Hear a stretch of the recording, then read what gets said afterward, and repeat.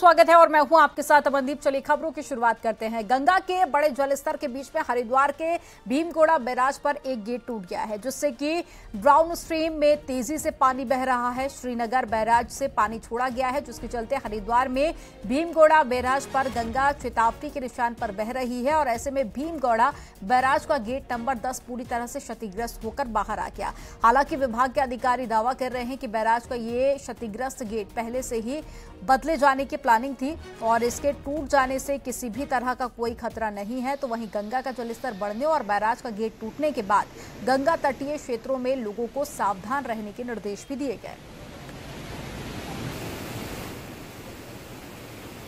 तो ये जैसे इसको ऑपरेट कर रहे थे, इसका रास्ता टूटा और ये निकल के बाहर आ गया। टूटा नहीं है, ये अभी भी बाहर आया है केवल, कोई इससे कोई नुकसान नहीं है। और की वजह से वो गेट यहाँ ट्रांसपोर्ट नहीं हो पाया। अब वही आगे यहाँ नया गेट लगेगा।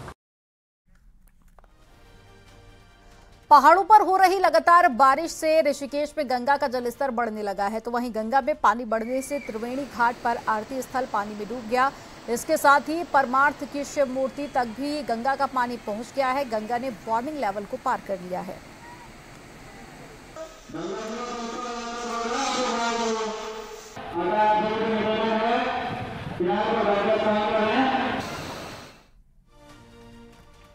चमोली में बद्रीनाथ धाम में मूसलाधार बारिश हुई, जिसकी वजह से अलकनंदा नदी का जलस्तर बढ़ गया। अलकनंदा नदी के जलस्तर बढ़ने से बद्रीनाथ धाम में मास्टर प्लान के कार्यों के तहत में चल रहे और सुरक्षा के दीवार कार्य भी बाधित हो गए हैं। तो वहीं अलकनंदा नदी का भी पूरा पानी धर्मपाल और तर्पण स्थल तक पहुंच गया है, जिससे कि ब्रह्म कपाल में मौजूद तीर्थ पुरोहितों की चिंता भी बढ़ गई है।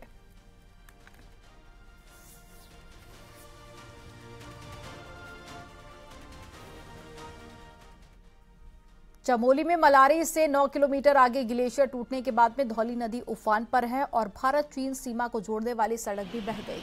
बीआरओ के अधिकारियों की माने तो अतिवृष्टि से और नुकसान हो सकता है। चमोली में बारिश से कई जगहों पर हालात खराब है। कई जगह सड़कें टूटी हुई हैं और कई जगह पर भूस्खलन मुसीबत बना हुआ है।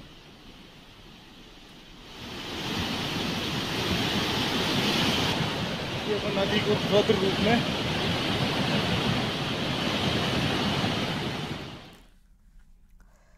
पिथौरागढ़ में टनकपुर तवाघाट नेशनल हाईवे पर एक बार फिर से भारी लैंडस्लाइड हुआ है। बॉर्डर के इस अहम नेशनल हाईवे पर पूरी पहाड़ी टूटकर सड़क पर आ गई। नया गांव के पास में ये लैंडस्लाइड हुआ। लैंडस्लाइड होने से हाईवे पूरी तरह से बंद हो गया। काली नदी के ठीक ऊपर बने इस हाईवे में इतना भारी लैंडस्लाइड हुआ है कि मलबा रोड को पार करते हुए नदी तक जा पहुंचा है। तस्वीरों में आप देख सकते हैं कि कैसे कुछ ही देर में पहाड़ी से मलबा नीचे गिरता है, जिससे सड़क जाम हो जाती है।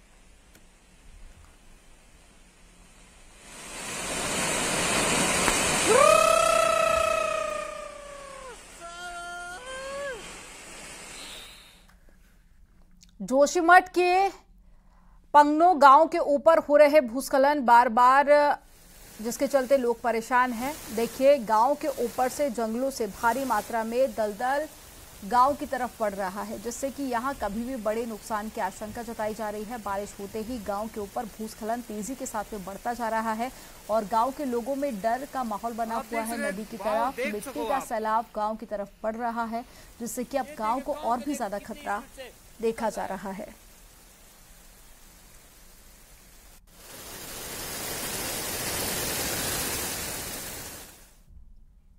उत्तराखंड में बारिश लगातार आफत बनकर बरस रही है। वहीं अगले 12 घंटों में राज्य में तेज बारिश का अलर्ट जारी किया गया। मौसम विभाग की तरफ से अलर्ट जारी किया गया और राज्य के 4 जिलों के लिए यह अलर्ट है, जिसमें देहरादून, टिहरी के साथ ही नैनीताल और साथ ही उधम सिंह नगर शामिल है। वहीं राज्य में 19 जुलाई तक बारिश का अलर्ट है। ऐसे में साफ है कि पहाड़ में लोगों की तकलीफें फिलहाल कम होने वाली नहीं है। ये बांगहट पुल के पास का अभी का नजारा।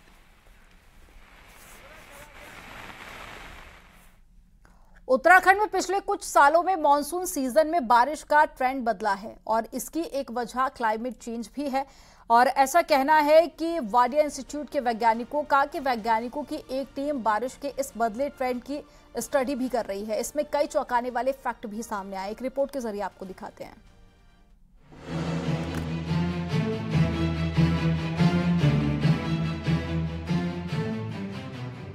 उत्तराखंड में 2013 की आपदा से लेकर 2019 में आरकोट, 2021 में आई रैणी आपदा आंकलन रहा है कि एक ही एरिया में एक ही समय में ज्यादा बारिश। इस तरह की बारिश जो तांडव मचा रही है उसका नुकसान ज्यादा है। मौसम वैज्ञानिक से लेकर भू वैज्ञानिक तक मान रहे हैं कि बारिश का ये एक नया ट्रेंड है जो न सिर्फ उत्तराखंड में महसूस हो रहा है बल्कि पूरी हिमालयन बेल्ट में दिख रहा है।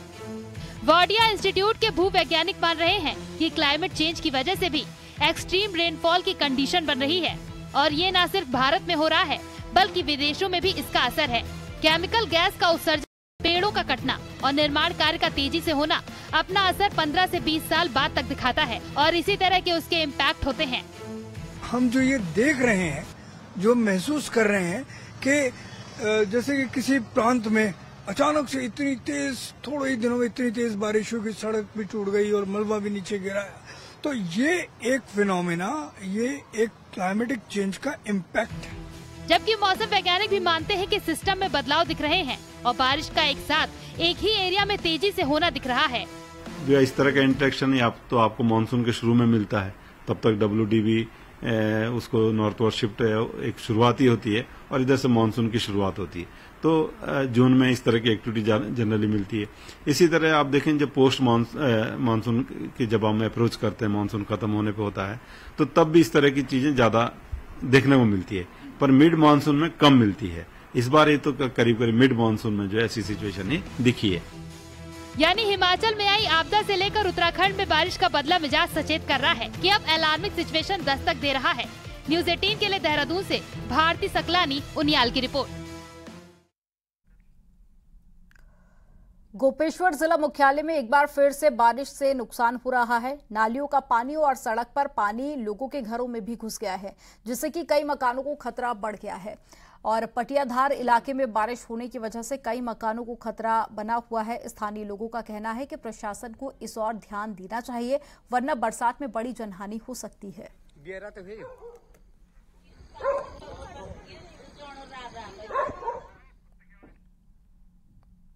मुख्यमंत्री के निर्देश के बाद में हरकत में आए मंत्रियों ने अब अपने अपने प्रभारी जिलों की सुध लेनी शुरू कर दी है। प्रभारी मंत्री गणेश जोशी उधम सिंह नगर पहुंच गए, तो मंत्री सतपाल महाराज भी 17 जुलाई को दिल्ली से लौट रहे हैं। और अब सवाल उठने लगे हैं कि हर बार सीएम के निर्देश के बाद ही मंत्री क्यों जागते हैं। एक रिपोर्ट आपको दिखाते हैं।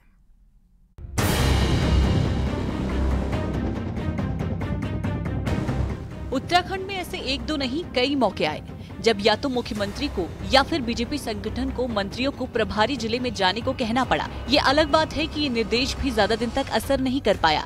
नतीजा मुख्यमंत्री को हर बार फ्रंट फुट पर आकर मोर्चा लेना पड़ा। जोशीमठ आपदा में भी सीएम को खुद ग्राउंड जीरो पर उतरकर कमान संभालनी पड़ी थी। 4 धाम यात्रा शुरू हुई तो विभागीय मंत्री सतपाल महाराज उत्तराखंड में ही मौजूद नहीं थे। नतीजा सीएम को चारों धामों के लिए नोडल अफसर नियुक्त करने पड़े। अब जब मानसून कहर बरपा रहा है तो मंत्री अपनी विधानसभाओं से बाहर नहीं निकल पा रहे। नतीजा एक बार फिर मुख्यमंत्री को मोर्चा संभालना पड़ा है। जुलाई महीने में बीजेपी के मात्र 2 मंत्री अपने प्रभारी जिले में पहुंचे। पहले धन सिंह रावत 7 जुलाई को अल्मोड़ा दौरे पर थे। दूसरे सुबोध उनियाल इसी हफ्ते देहरादून के आपदाग्रस्त माल देवता क्षेत्र के निरीक्षण पर थे। वहीं सीएम के निर्देश के बाद मंत्री गणेश जोशी रविवार को अपने प्रभारी जिले उधम सिंह नगर पहुंच गए। इसके बाद ही मंत्री सौरभ बहुगुणा और रेखा आर्य 20 जुलाई के बाद प्रभारी जिले में जाने वाली हैं। क्योंकि जितना मंत्री लोग हेल्प कर सकते हैं और लोग नहीं हेल्प कर सकते, उनके थ्रू काफी काम हो जाता है, तो उसका जरूरत है उन लोग को हो सकते तो रहना चाहिए। बादपुर के एक गाँव में फ्लड आया था, लेकिन 72 लोगों को रेस्क्यू कर लिया गया है। मैं खुद मौके पे जा रहा हूँ और वहाँ भी जो भी बेहतर होगा वहाँ की आवाम के लिए हमारी सरकार उनके साथ में खड़ी है। मुख्यमंत्री जी खुद हर चीज की मॉनिटरिंग कर रहे हैं। ये बात अलग है कि मंत्रियों के इस मूवमेंट पर बीजेपी प्रदेश नेतृत्व से लेकर केंद्रीय नेतृत्व भी नजर बनाए हुए है। कौन मंत्री कब कहां दौरे कर रहा है, यहां तक कि सोशल मीडिया पर मंत्रियों के बयान, उनकी एक एक एक्टिविटी का पूरा लेखा जोखा रखा जा रहा है। भारतीय जनता पार्टी में प्रत्येक कार्यकर्ता के कार्यशैली, उसके काम करने का तरीका और पार्टी के लिए कितना समय दे रहा है, इन सब बातों पर विचार होता है। सबका हर कार्यकर्ता पे संगठन की नजर रहती है और उसकी परफॉर्मेंस के हिसाब से उसको जिम्मेदारी दी जाती है। और जहां तक माननीय हमारे जो जनप्रतिनिधि हैं, चाहे वो सांसद जी हों, विधायक जी हों, सभी लोगों के कामकाज पे पार्टी की नजर रहती है।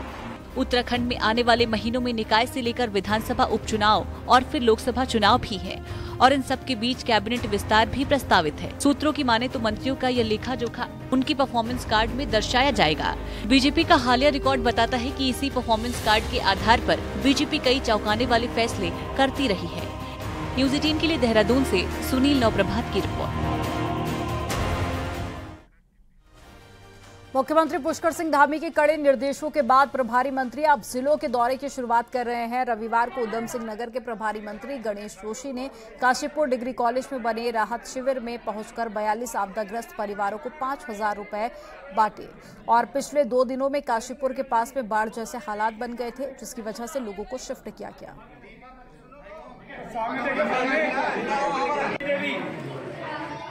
49 परिवार लगभग 225 लोगों को यहाँ पर शिफ्ट किया गया है। सरकार इनकी रहने, खाने, भोजन, दवाई सारी व्यवस्था यहाँ पर कर रही है। डॉक्टर्स यहाँ पर हैं, हमारे अधिकारी यहाँ पर हैं। पूर्व सीएम हरीश रावत ने रुड़की के जलभराव वाले इलाकों का दौरा किया। इस दौरान Harish Rawat south civil line Mohanpura भी गए, जहां जलभराव से लोग काफी ज्यादा नाराज रहे। इस दौरान में हरीश रावत जलभराव के बीच ही बैठ गए और जलभराव से लोग परेशान हैं और प्रशासन के साथ नगर निगम पर लापरवाही का आरोप भी लगा रहे हैं।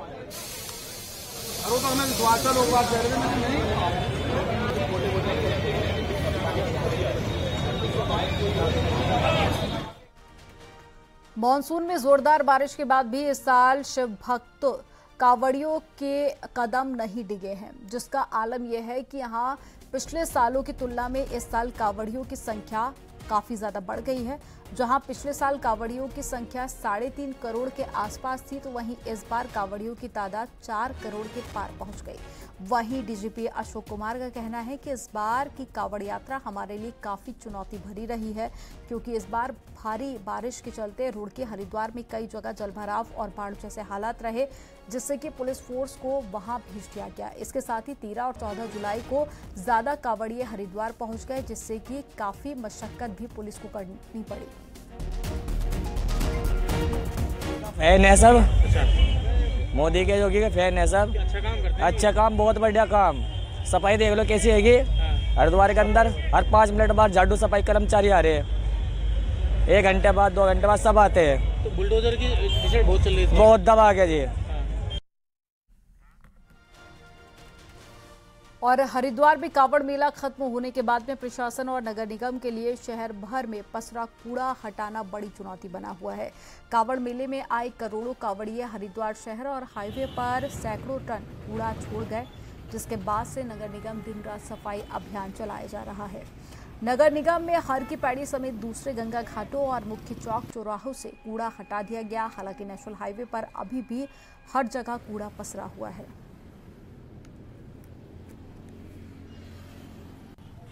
हम लोगों ने पूरे सिटी को 6 जोन में डिवाइड किया था और 6 जोन में हर एक जोन पे हमने अपना ऑफिसर्स को डिप्यूट किया था, क्योंकि 2 बजे से कई इलाकों में भीड़ कम हो गई थी। तो हम लोगों ने वहाँ पर ऑलरेडी स्टार्ट पुल जटवाड़ा और बैरागी कैंप और दूधाधारी चौक और अपना कावड़ पटरी, इन सभी को हमने दिन में क्लीन कर लिया था। रात को हमारे द्वारा 4 टीमें बनाई गई थी, जिसमें एक टीम हर की पौड़ी और एक टीम अपर रोड और एक टीम भूपतवाला दुधारी चौक और एक टीम CCR 2 ओम ब्रिज। तो सारे घाटों को रात को क्लीन किया गया है और जिसमें करीब 100 गाड़ियाँ लगाई गई थी और सुबह 6 बजे तक ये काम चला था। और उसमें हम लोगों ने कूड़ा हटाने के बाद दवाइयाँ भी प्रॉपर छिड़काव कर दिया, जिससे कि कोई ऐसा महामारी जैसा भी कोई स्थिति उत्पन्न ना हो। हरेला पर्व के कार्यक्रम में सीएम धामी ने बेलपत्री का पौधा रोपकर कार्यक्रम का शुभारंभ किया। इस मौके पर सीएम धामी ने प्रदेशवासियों को हरेला की शुभकामनाएं देते हुए प्राकृतिक जल स्रोतों के संरक्षण पर जोर दिया। मुख्यमंत्री ने चिंता जताते हुए कहा कि राज्य की गैर हिमनद नदियों पर सबसे अधिक संकट मंडरा रहा है और इन नदियों में 70 से 75% पानी कम हो गया है। ग्राउंड वाटर लेवल भी लगातार गिर रहा है। मुख्यमंत्री ने कहा कि वन विभाग को इसमें लीड लेकर काम शुरू करना चाहिए। पत्रकारगण एवं प्यारे बच्चों, मैं